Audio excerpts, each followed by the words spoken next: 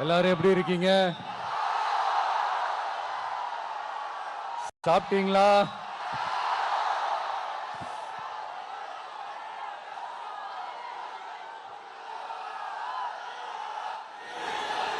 அண்ணா அவர்களுக்கு ஒரு வணக்கம், பெரியார் அவர்களுக்கு ஒரு வணக்கம். இப்ப நான் எந்த மண்ணில் நின்றுட்டு இருக்கிறேன் தெரியுமா? ஆண்டவர் அன்போட நெல்லுக்கடை மாரியம்மன் அன்னை வேளாங்கண்ணி ஆசியோட கடல் தாய் மடியில் இருக்கிற என் மனசுக்கு ரொம்ப நெருக்கமான நாகப்பட்டினம் மண்ணில் இருந்து நின்று பேசிட்டு இருக்கிறேன். என் நெஞ்சில் குடியிருக்கும்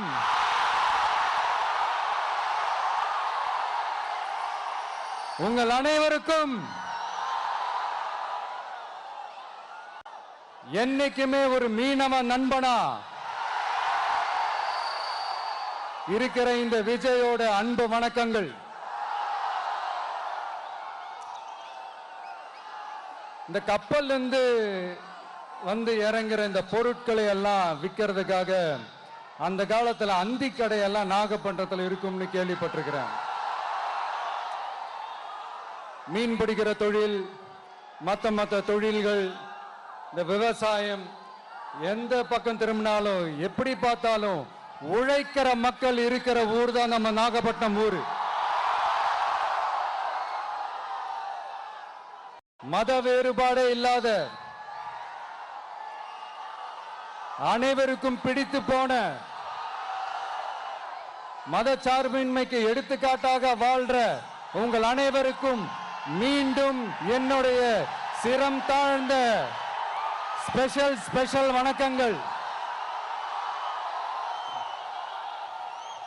இந்த தமிழ்நாட்டில் இந்த மீன் ஏற்றுமதியில் 2வது இடத்துல இருக்கிறது நம்ம நாகப்பட்டினம் ஹார்பர் தான். ஆனா அங்க நவீன வசதிகளோட இந்த மீன் பதப்படுத்துற இந்த மாடர்ன் தொழிற்சாலைகள்லாம் இல்லை. அது மட்டும் இல்ல, இந்த அடிப்படை வசதிகள் கொண்ட இந்த வீடுகள்லாம் இல்லாம ரொம்ப அதிகமா இந்த குடிசை பகுதிகள் இருக்கிற ஊரும் நம்ம நாகப்பட்டினம் ஊரு தான்.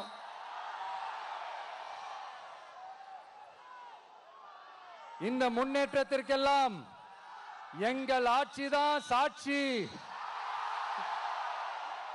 அப்படி இப்படின்ட்டு இந்த அடுக்குமொழியில பேசி பேசி அது நம்ம கேட்டு கேட்டு காதுல இருந்து ரத்தம் வந்ததான் மிச்சம். இவங்க ஆண்டது பத்தாதா? இப்படி தவிக்கிறாங்களே நம்ம மக்கள், அது பத்தாதா?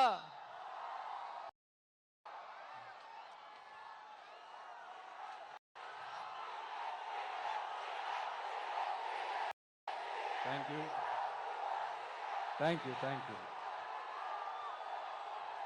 இந்த இலங்கை கடற்படையால நம்ம மீனவர்கள் தாக்கப்படுறதையும் அதுக்கான காரணத்தை பத்தியும் அதுக்கான தீர்வை பத்தியும் நான் மதுரை மாநாட்டிலே நான் பேசியிருந்தேன். அது ஒரு தப்பா?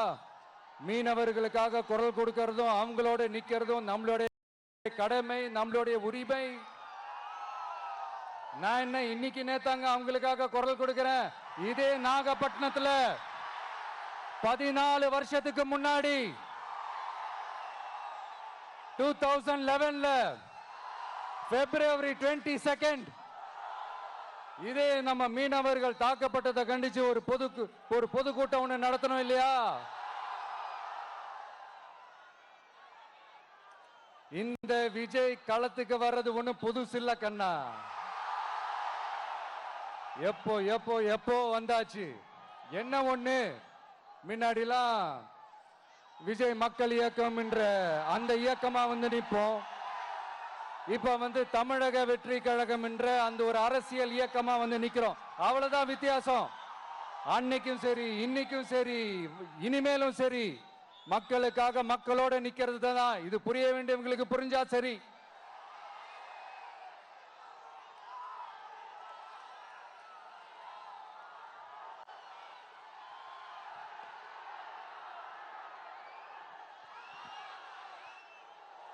மீனவர்களுக்காக குரல் கொடுக்கிற இதே சமயத்துல நம்ம தொப்புள் கொடி உறவுகளான ஈழத் தமிழர்கள்,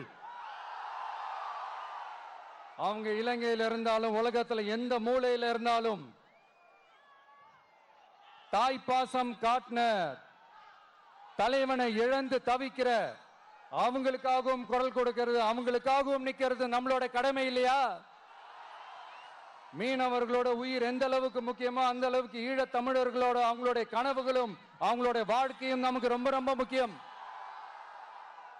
நம்ம மீனவர்கள் படுற இந்த கஷ்டத்தை எல்லாம் பார்த்து ஒரு பெருசா ஒரு கடிதம் ஒண்ணு எழுதிட்டு அதுக்கப்புறம் கப்சிப்னு சைலண்டா போறதுக்கு நாம ஒண்ணு இந்த கபட நாடக திமுக அரசும் கிடையாது. மத்த மீனவர்கள்னா இந்திய மீனவர்கள், நம்ம மீனவர்கள்னா தமிழக மீனவர்கள், இப்படி பிரிச்சு பார்த்து பேசுறதுக்கு நாம ஒண்ணு பாசிச பாஜக அரசும் கிடையாது. நிரந்தரமான தீர்வு, நிரந்தரமான ஒரு இந்த ப்ராப்ளத்தை சால்வ் பண்றதுதான் நம்மளுடைய ஒரு முக்கியமான ஒரு அஜெண்டாவே. சரி, இப்ப நம்ம நாகப்பட்டினம் ஏரியாவுக்கு வருவோம்.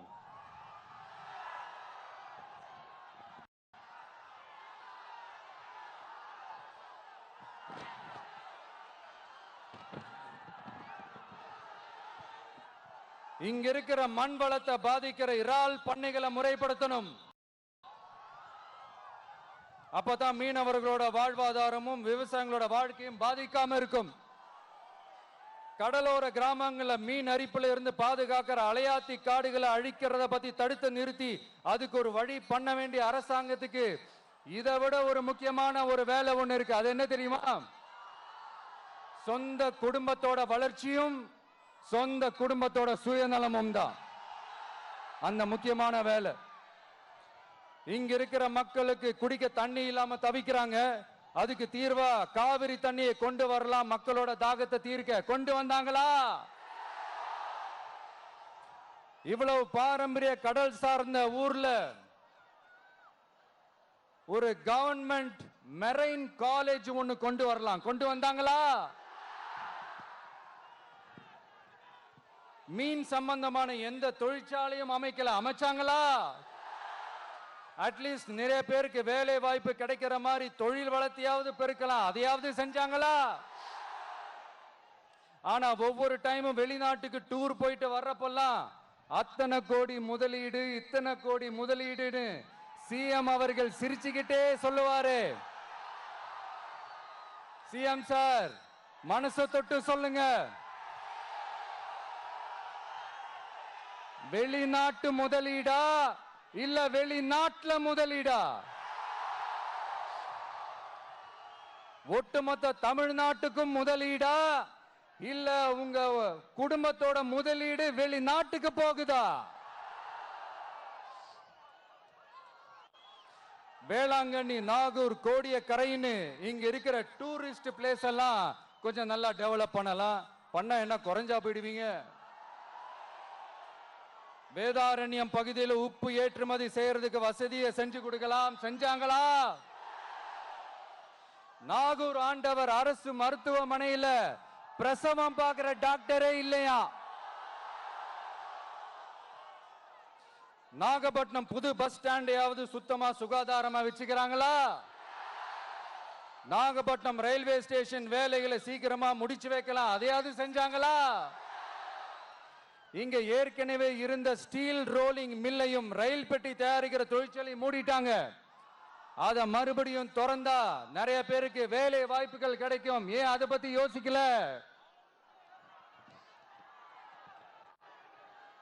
மேலக்கோட்டை வாசல் NH மேம்பாலம் கட்டி 50 வருஷம் ஆச்சு. அது சரியா மேம்படுத்தலாம். அதை செஞ்சாங்களா? Thanjavur to Nagapattinam NH road வேலை பல வருஷமா நடக்குது. இன்னும் முடிச்ச பாடே காணும். அதை வேகப்படுத்தி முடிச்சிருக்கலாம். அதையாவது செஞ்சாங்களா? ரொம்ப முக்கியமா நெல்லு மூட்டையெல்லாம் மழை காலத்துல வெள்ளத்துல நனைஞ்சு நம்ம விவசாயிங்க எவ்வளவு வேதனைப்படுறாங்க.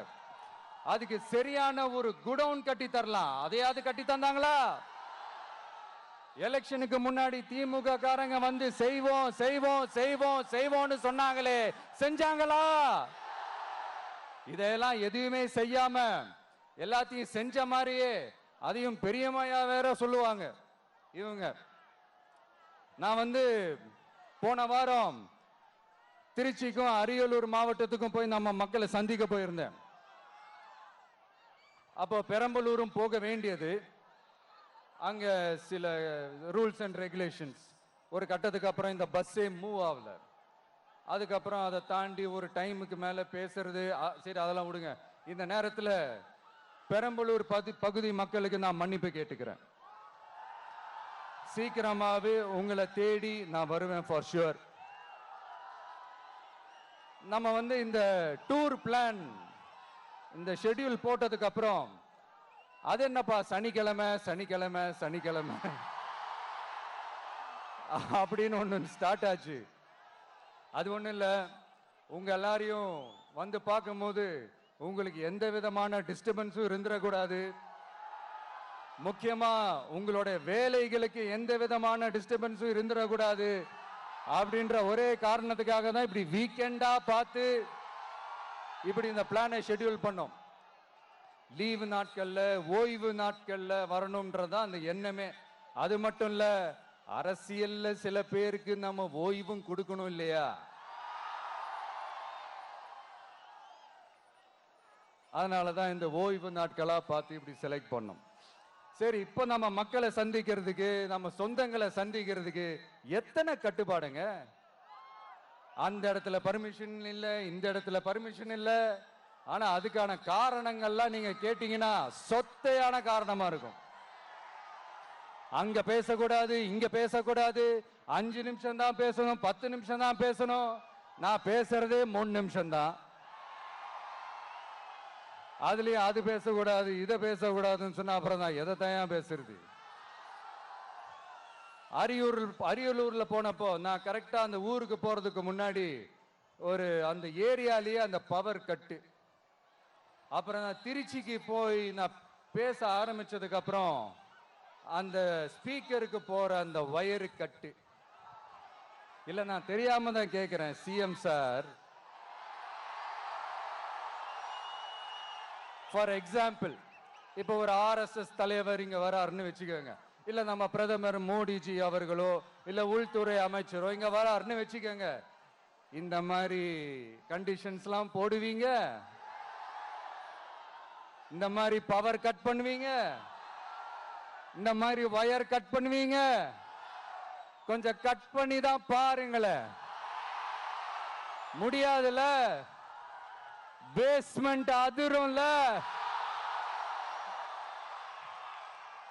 நீங்க தான் மறைமுக உறவுக்காரர்களாச்சே. இதாவது பரவாயில்லைங்க. இதை தாண்டி ஒரு ரூல் ஒண்ணு போட்டாங்க, பஸ்ஸுக்குள்ளேயே இருக்கணுமா, பஸ்ஸை விட்டு வெளியில வரக்கூடாதான், கையை இவ்வளவுதான் தூக்கணுமா, இப்படியே வரணுமா. மக்களை பார்த்து சிரிக்காத, மக்களை பார்த்து கையசைக்காத, இப்படியெல்லாம். ஐயோ ஐயோ, நானும் என்னவோ ஏதோ நினைச்சேங்க. செம்ம காமெடியா இருக்குங்க. I am just enjoying like anything. நேரடியாவே கேட்கிறேன், சிஎம் சார் மிரட்டி பாக்குறீங்களா? அதுக்கு இந்த விஜய் ஆள் இல்ல சார், அதுக்கு நாம ஆள் இல்ல சார். என்ன செஞ்சிருவீங்க? மேக்சிமம் கொள்கைய சும்மா பேருக்கு மட்டும் வச்சுக்கிட்டு குடும்பத்தை வச்சு கொள்ளையடிக்கிற உங்களுக்கே இவ்வளவு இருந்தா, சொந்தமா உழைச்சி சம்பாதிச்ச எனக்கு எவ்வளவு இருக்கும்?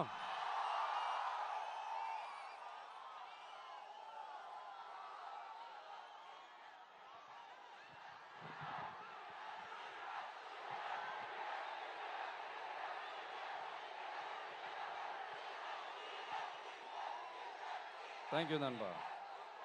என்ன நாங்க பெருசா கேட்டுவிட்டோம்? மக்கள் நிம்மதியா ஃப்ரீயா நின்று பார்க்கறதுக்கு ஒரு இடம், அதை நாங்க தேர்வு செஞ்சு அதுக்கு பர்மிஷன் கேட்கிறோம். ஆனா நீங்க என்ன பண்றீங்க?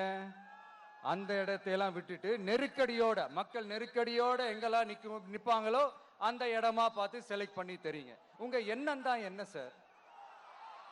நான் அவங்கள பார்க்க கூடாது, அவங்களோட பேசக்கூடாது, அவங்க குறைகளை கேட்க கூடாது, அவங்களுக்காக குரல் கொடுக்க கூடாது. என்னதான் சார் உங்க எண்ணம்? சரிங்க சார், ஒரு அரசியல் தலைவன் அப்படின்றதெல்லாம் மறந்துருங்க. ஒரு சாதாரண ஒரு தமிழ்நாட்டு மண்ணோட ஒரு மகனா, ஒரு நம்ம தமிழ் மக்களுடைய ஒரு சொந்தக்காரனா, என் மக்களை, என் குடும்பத்தை, என் சொந்தங்களை நான் பார்க்க போனா என்ன பண்ணுவீங்க? அப்பவும் தடை போடுவீங்களா? வேணாம் சார். இந்த அடுக்குமுறை, இந்த அராஜக அரசியல்லாம் வேணாம் சார். நாம ஒண்ணு இங்க தனியால் இல்லைங்க சார். மாபெரும் மக்கள் சக்தியோட பிரதிநிதிங்க சார். மாபெரும் பெண்கள் சக்தியோட சகோதரன் சார். மாபெரும் இளைஞர் இயக்கமா இருக்கிறோம் சார். மறுபடியும் சொல்றேன், 2026 ரெண்டு பேருக்கு நடுவுல தான் போட்டியே. ஒண்ணு இன்னொன்னு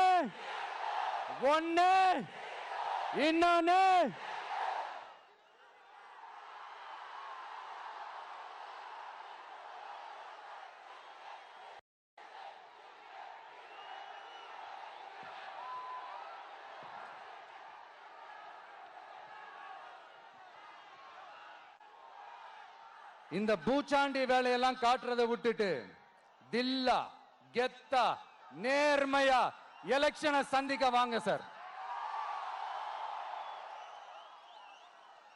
பார்த்துடலாம் சார். கொள்கையை பேருக்கு மட்டும் வச்சுக்கிட்டு குடும்பத்தை வச்சு தமிழ்நாட்டை கொள்ளையடிக்கிற நீங்களா, இல்ல தமிழ்நாட்டில் இருக்கிற ஒவ்வொரு வீட்டுக்குள்ளேயும் ஒருத்தனா இருக்கிற நானா, இந்த விஜயா? பார்த்துடலாம் சார். இனிமேலும் இந்த தடைகள்லாம் போட்டீங்கன்னா நான் நேரடியா மக்கள்கிட்டயே பர்மிஷன் கேட்டுருவேன். மக்களே நீங்க சொல்லுங்க, நான் உங்களை பார்க்க வரக்கூடாதா? நான் உங்களோட பேசக்கூடாதா? உங்க குறைகளை நான் கேட்க கூடாதா? உங்களுக்காக நான் குரல் கொடுக்க கூடாதா? இப்படி நமக்கு தடையா போடுறாங்களே, இந்த திமுக அரசு மறுபடியும் ஆட்சிக்கு வரணுமா? உங்க நல்லதுக்காக நம்ம உங்க டிவிக்கு ஆட்சி அமையணுமா? சத்தமா கேட்டுச்சா மை டியர்? ஏன்பா, நான் தான் அப்பவே சொன்னல, அவருக்கு ஆசையா பாசமா கூப்பிட்டா பிடிக்க மாட்டேங்குது. ஏன்பா மறுபடியும்? கேட்டுச்சா சிஎம் சார்?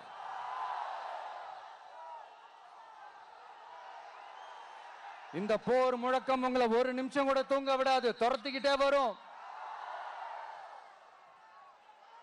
கான்பிடென்டா இருங்க, நல்லதே நடக்கும், வெற்றி நிச்சயம். மீண்டும் சந்திக்கும் வரை நன்றி, வணக்கம்.